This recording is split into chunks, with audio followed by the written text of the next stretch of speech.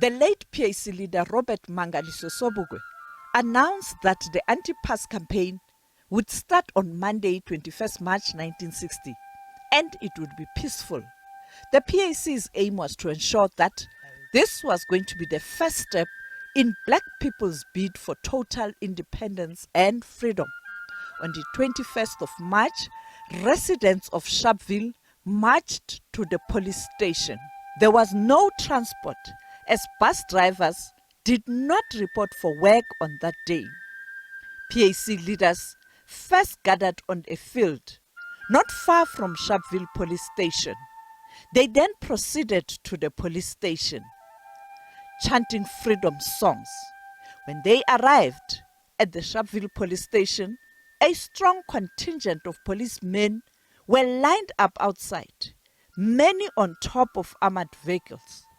Later, a small scuffle started near the entrance of the police station, and the crowd moved forward to see what was happening. The police opened fire on the protesters.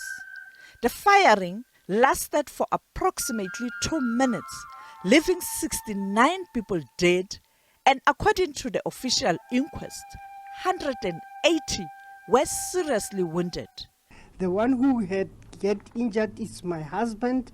I was in my father's shop in Marine Kefi. So when they shot, even I told him, I say, no, don't go. Let's go home and sit in the dining room. I said, no. When the men fight, I must go sit in at your home. I know.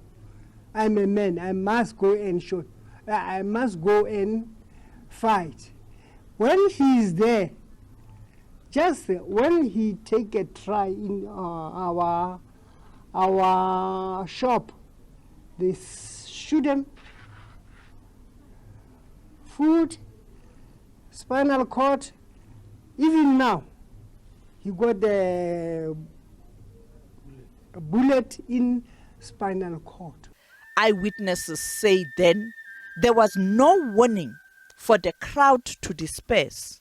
The following day, the then apartheid Prime Minister Hendrik Verwoerd praised the police and claimed that protesters shot first. He declared a state of emergency. Robert Sobukwe and the others were charged. If Sobukwe could have said that time that take them, we could have started fighting there and there. He had that magnetic force. You could feel it, You could feel it when he was just standing there, not talking, just looking at you. We felt there's something here. He was strong. Even the boys knew. We used to come there, they would just say, hey, please tell. If he's inside the house, they say, please tell. Don't just pass through quiet there. They didn't want us to wake him up because when he comes out, he was a force, that man. The massacre of innocent people in Sharpeville led to the historic move where the representatives of 29 African and Asian member states at the UN requested an urgent meeting of the United Nations Security Council to consider the situation arising out of the large-scale killings of unarmed and peaceful demonstrators against the racial discrimination and segregation in the Union of South Africa.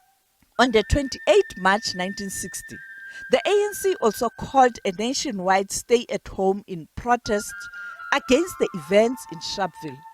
Passbooks were banned across the country. After Sharpeville, the ANC instructed Oliver Tambo to leave South Africa to lobby the international community for the intensification of economic and political sanctions. And locally, another consequence of Sharpeville was the government's banning of both the ANC and the PAC. This was followed by a more brutal, intensified phase of repression, which saw the declaration of state of emergency and the detention of around 11,000 people at that time. The massacre was one of the catalysts for a shift from passive resistance to an armed struggle and saw the founding of Poqo, the military wing of the PAC, and Umkhonto weSizwe, the military wing of the ANC. The Sharpeville incident also changed the worldwide view of South Africa. On April 1960, the United Nations Security Council passed a resolution condemning the killings and calling for the South African government to abandon its policy of apartheid. A month later, the UN General Assembly declared that apartheid was in violation of the UN Charter. Opposition to apartheid within the UN grew. In 1966, the General Assembly proclaimed 21 March as the International Day for the Elimination of Racial Discrimination, to be commemorated annually. And in 1973, a UN resolution labeled apartheid as a crime against humanity. In 1974, South Africa was suspended from the General Assembly. After the first democratic elections in 1994, the new government in South Africa declared the 21st March will be commemorated as a public holiday known as Human Rights Day. However, the PAC and the other organizations were opposed to this. In 1996, South Africa enacted a new constitution that enshrines the rights and freedoms of all people. It was signed by President Nelson Mandela in Sharpeville on the 10th December 1996. 63 years since the Sharpeville Massacre, how much has changed? South Africa is still besieged with many challenges. In 2008, the then minister, Professor Kada Asmal, had this to say. You must never give any government, any institution, unlimited powers. That's very difficult. And that's why unlimited powers are dangerous as such, not because people are bad, right? Not because evil. Power without limit is giving power to human beings, which they can exercise in their own discretion. And that is why you must have rules that bind those people with powers, isn't that so? And one of the important rules is corruption. In a democracy, corruption destroys the democratic order, right? So if you had institutions without restriction of power, then they can use that power for their own pockets, for their own selves. For to a world which is a melange, a mixture, miscegenation, putting everything together in one pot and making all the differences virtually disappear, because in the end we'll live up to what the editor said, when we come from one person, from one part of the world, and therefore distinctions and differences are socially organized.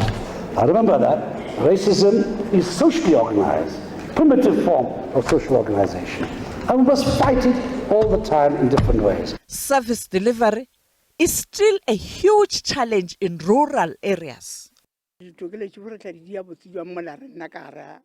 She is saying the area is not clean.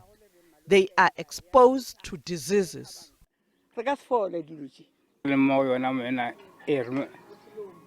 He is saying that they are struggling with water supply.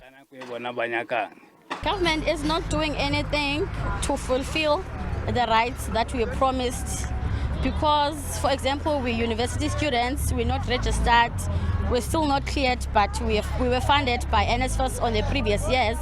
Now we're being told that we need to pay some amounts that we don't even have. We're afraid to be walking in the streets even during the day because we're not safe. And not only in town, also even around our homes, because people are able to come into our houses, or even like in the pavement around our houses, people can just take you, rape you, or kill you, or sell you, and all of that. So I feel like as a young person, a young female in South Africa, I feel like there's a lot more that can be done to change whatever it is that's happening right now. On the 21st of March is one of those days that reminds us of the past, that actually we need actually to educate our children to moving forward. Human Rights Day, celebrate.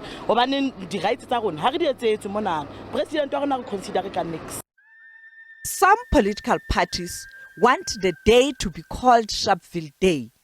The debate is still raging on. For other parties, it must remain Human Rights Day. Sophie Mukwena, SABC News, Johannesburg.